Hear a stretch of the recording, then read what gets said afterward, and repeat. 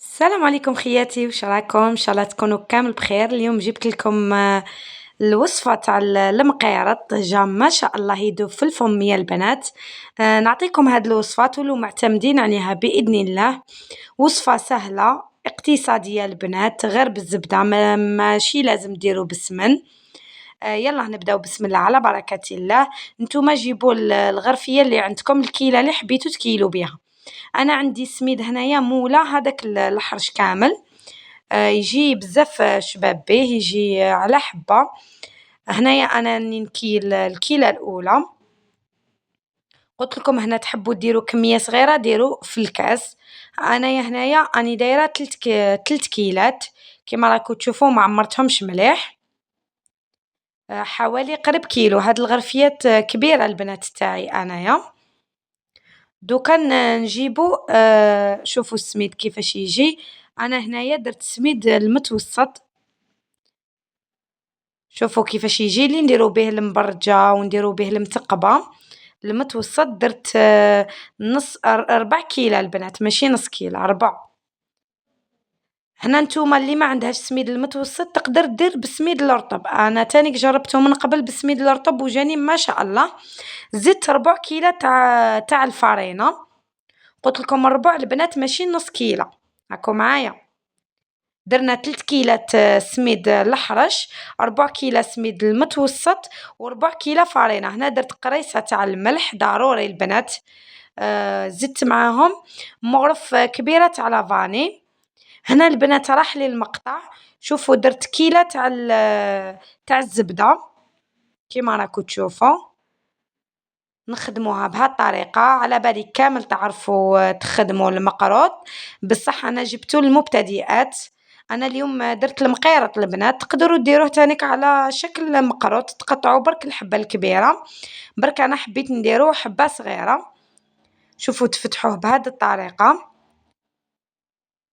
نعاود لكم المقادير. قلنا 3 كيلة تاع سميد الأحرش، نزيدو معاه 4 كيلة تاع السميد المتوسط، نزيدو 4 كيلة تاع الفارينة، زدنا معاهم كيلة تاع الزبدة. دوكا زدت لهم 4 كيلة تاع زبدة واحدة أخرى. هنا اللي ما عندهاش الزبدة تقدر دير ربع هذا، ديرو زيت تاني كيخرج معاكم ما شاء الله. تقدروا ديروا ربع تاع زيت قلت لكم وكيلة تاع زبدة. درت أنا كامل كيلة وربع تاع زبدة. نفتحوه بهذه الطريقة، نبسوه كامل. شوفوا هاد المقيرط ديروه على ضمانتي يا البنات، يخرج لكم ما شاء الله. ما راهش رايح يتفتح كامل معاكم في المقلة. دوك نقول لكم السر اللي يخليه ما يتفتحش معاكم في المقلة. شوفوا هنايا انا درت 4 تاع ما، كملتو مزهر. كملت كامل الكيلة تاعي بالمزهر. نرشوه بهذه الطريقة. قلت لكم هنا البنات اللي خافتوا تقدر دير حبة تاع بيض كاملة، ديروها في الزبدة كي تذوبوها، وديروها ماش رايح يتفتح معاكم كامل المقيرط تاعكم. هنا شوفوا نبسو غير بشوية بهذه الطريقة. نرشوا المزهر تاعنا اللي خلطناه مع الماء، ونخدمه بهذه الطريقة بلا ما ندلكوه البنات، غير نفتحوه غير هكا بصبعتينا. على بالي كاين بزاف اللي يخافوا من المقروط، يقولك ما ينجح لناش ولا، بصح صدقوني هذه الطريقه راح تجيكم روعه يا البنات.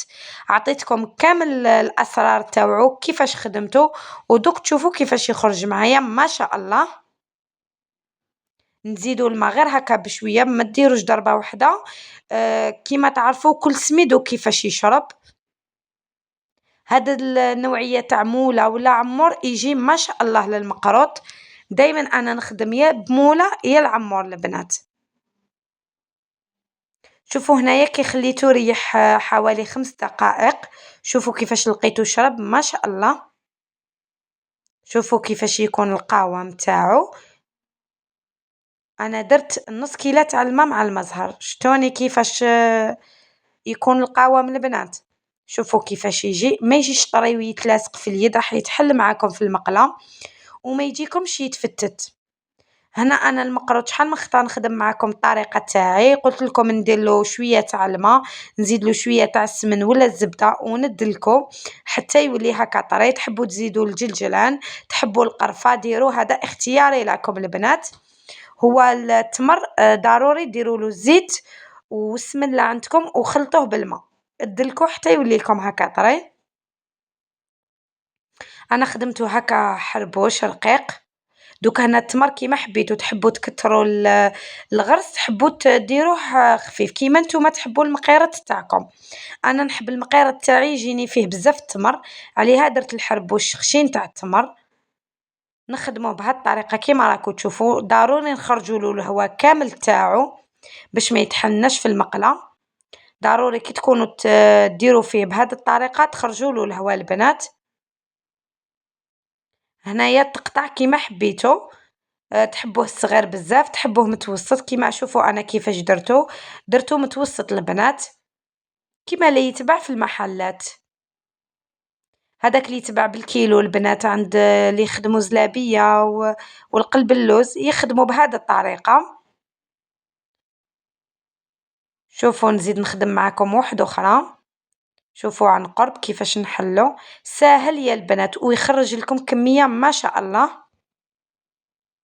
قلت لكم أنا درت حوالي قرب كيلو. دوك نزيد نكتب لكم الوصفة في صندوق الوصف هكا باش تجيكم سهلة تنقلوها. دوكا أنا هنا كملت كامل الكمية ونبدأ نقلي معاكم المقيرط تاعي. الحاجة الأولى نجيبو كسرونة ولا مقلة هكذا تكون تقيلة باش ما ينحرقش معاكم المقيرط ويقعد معجن لداخل. هنا أنا سخنت الزيت تاعي، كي نشوفو سخن نرمي المقيرط تاعي، من بعديكات البنات نقصولو للنار. شتوني كيفاش نقصت للنار هكذا باش يدخلو طياب ويطيب على نار قليلة، من بعديكا تزيدولو النار باش يتحمر معاكم وتقلعوه. هنا كي تشوفوه بدا شد روحه وتحمر قعدوا خلطوه فيه هكذا بالمعرف، ما تستعملوش الفرشيطة رايح تخسروا المقيرطة تاعكم البنات.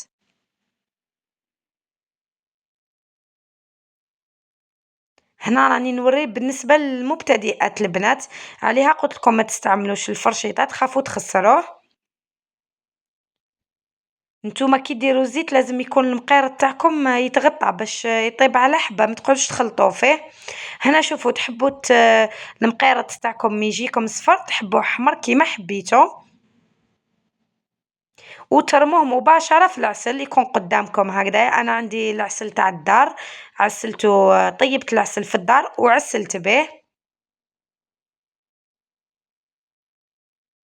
قلت لكم يقعد لكم مدة 15 يوم ولا 20 يوم، يقعد على هو حاله يا البنات، ما يصرالو والو.